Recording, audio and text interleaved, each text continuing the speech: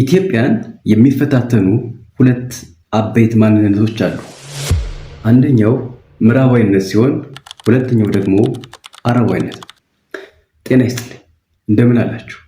በዚህ መርሃ ግብር የአረባዊነት እንቅስቃሴ በኢትዮጵያ በሚል ርዕሰ ጉዳይ ዳሰሳዬን አቀርባለሁ። አብራችሁኝ እንድትቆዩ ነው ጋብዝኳችሁ። ለቻናላችን አዲስ ከሆናችሁ ላይክ፣ ሰብስክራይብ እና ሀሳብ አስተያየት ካላችሁ ደግሞ ኮሜንት መስጫው ቦክስ ውስጥ እንድታስቀምጡ ነው ጋብዝኳችሁ። አረባዊነት በኢትዮጵያ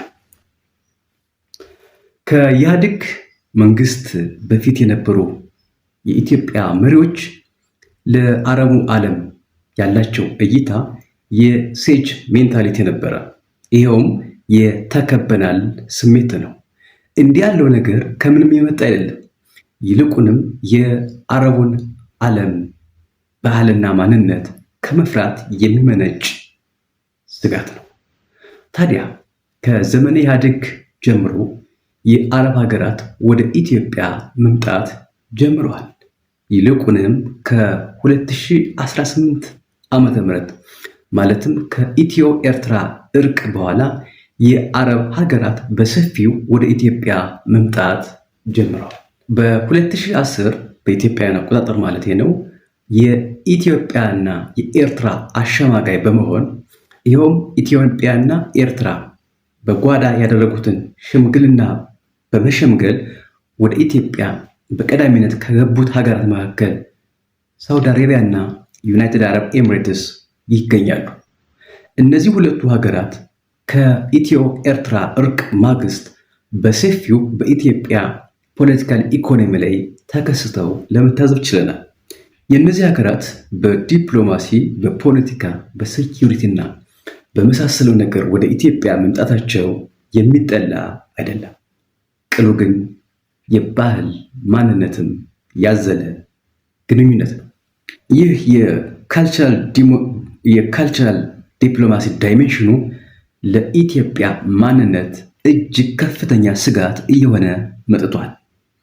ይህንን እንዳስሳለን። አረባዊነት በኢትዮጵያ እንዴት እየተገለጠ ነው የሚሉትን እንዳስሳለን። የመጀመሪያው ፖለቲካል አረባይዜሽን የምንለው ነው። አረባዊነት በኢትዮጵያ እየተገለጸበት ያለው አንዱ መልክ ፖለቲካል አረባይዜሽን ይባላል። ምንድን ነው የፖለቲካል አረባይዜሽን ወይም ደግሞ የኢንስቲቱሽናል አረባይዜሽን? መሰረታዊ የሚባሉ መገለጫዎችን እናሳል። የመጀመሪያው ከአረብ ሀገራት ጋር የሚኖር የዲፕሎማሲ የፖለቲካና የሴኩሪቲ ጥብቅ ትስስር ነው። አረባዊነት በዚህ ይገለጻል። በተለይ ደግሞ የፖለቲካል አረባይዜሽን ባለፉት 8 ዓመታት ብቻ የኢትዮጵያ ጠቅላይ ሚኒስትር እና የዩናይትድ አረብ ኤሚሬትስ ልዑል ከ8 ጊዜ በላይ በአካል በመገናኘት ውይይት አድርገዋል። ይኸውም ኢትዮጵያ ከአረቡ ዓለም ጋር እየፈጠረች ያለችውን ግንኙነት በጎላ በሰፊ መሆኑ የሚያሳይ አንድ ምልክት ተደርጎ ሊወሰድ ይችላል። ከዚህም ባለፈ በዩናይትድ አረብ ኤሚሬት እና በኢትዮጵያ መካከል በጣም ብዙ ኤምኦዩ ተፈራርመዋል። በግብርና ዘርፍ፣ በትምህርትም፣ በጤናም በመሳሰሉት ሜሞራንደም ኦፍ አንደርስታንዲንግ መፈራረማቸውን በዜና አውታሮች ስንከታተለው የከረመ ጉዳይ ነው። ሁለተኛው የፖለቲካል አረባይዜሽን በኢትዮጵያ እየተገለጸበት ያለ ምልክት የአረብ ፖለቲካል ኦርጋናይዜሽኖች አባል የመሆን ፍላጎት ነው። ከጥቂት ዓመታት ወዲህ ኢትዮጵያውያን የአረብ ሊግ፣ የገልፍ ኮኦፕሬሽን ካንትሪ መሳሰሉት የአረብ ሀገራት የአረብ የፖለቲካ ተቋማት አባል የመሆን ጥያቄዎች በመንግስትና በሃይማኖት ተቋማት ጭምር በሰፊው እየተቀነቀነ ይገኛል። የአረብ የፖለቲካ ኦርጋናይዜሽን ከምንላቸው ውስጥ ፕራይመርሊ የአረብ ሊግ አለ፣ የገልፍ ኮኦፕሬሽን ካውንስል አለ፣ ኦርጋናይዜሽን ኦፍ ኢስላሚክ ኮኦፕሬሽን አለ፣ ሬድ ሲ ፎረም አለ። መሰል የአባልነት ጥያቄዎች አንዱ ኢትዮጵያ ወደ አረባዊነት እያደረገችው ያለችውን መንደርደር የሚያሳይ ምልክት ነው። የአረብ ስኮላርሽፕ ሌላኛው መገለጫ ነው። ከዚህ በፊት በዩናይትድ አረብ ኤሚሬትስ ስፖንሰርሺፕ 273 ገደማ ቶፕ ማይንድድ ተማሪዎች ወደ ዩናይትድ አረብ ኤሚሬት ሄደው እንዲማሩ የትምህርት ዕድል ማግኘታቸው ይታወቃል።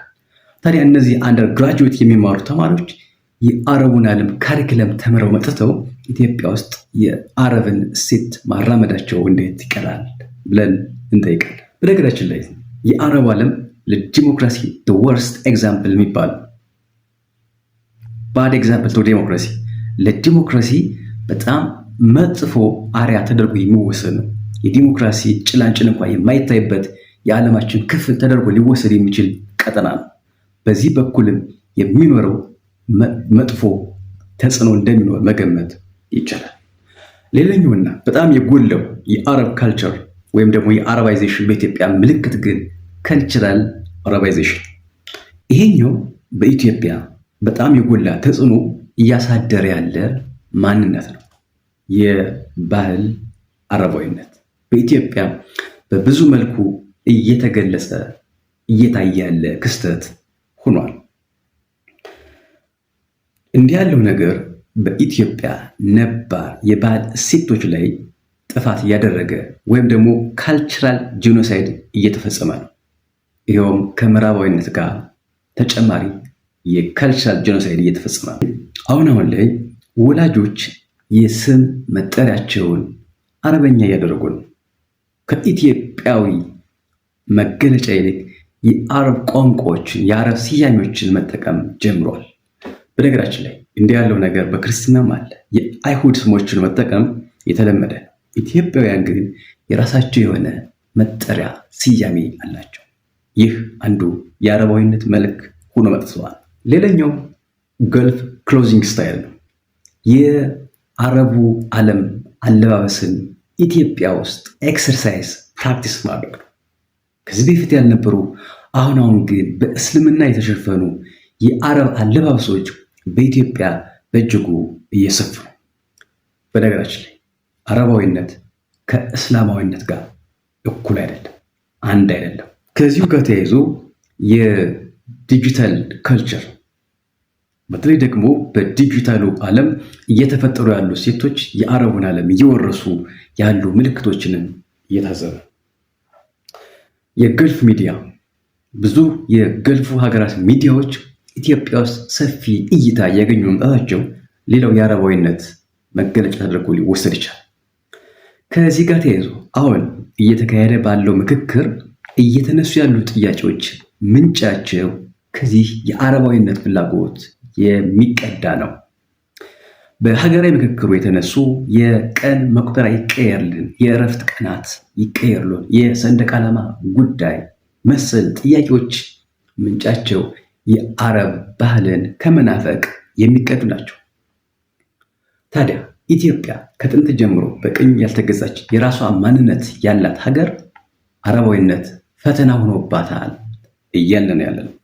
አረበኛ ቋንቋ በትምህርት ቤቶችም እየመጣ ነው። የስልጤ ትምህርት ጽሕፈት ቤት ያወጣውን መግለጫ አይታችሁ ከሆነ ከሌሎች የኢትዮጵያ ቋንቋዎች ይልቅ አረበኛን በትምህርት ቤት መጠቀም የሚል ጥያቄ ይቀርባል። ቋንቋን መማር በራሱ ጉዳት ባይኖረውም አረበኛና አረባዊነትን ማስፋፋት ግን ለኢትዮጵያ ነባር እሴትና ለአብሮነት ያለው ተጽዕኖ ቀላል የሚባል አይደለም። ታዲያ አረባዊነት በኢትዮጵያ ምን ይዞ ሊመጣ ይችላል? ምን የፖለቲካ የኢኮኖሚና የሃይማኖት ተጽዕኖ ይዞ ሊመጣ ይችላል የሚለው ጉዳይ በሰፊው ሊመራመሩበት ሊያጠኑትና መፍትሄ ሊያስቀምጡለት የሚገባ ሁነኛ ጉዳይ ነው። በዚህ ጉዳይ ይመለሳለሁ። የዛሬን አበቃ። ጤና ይስጥልኝ።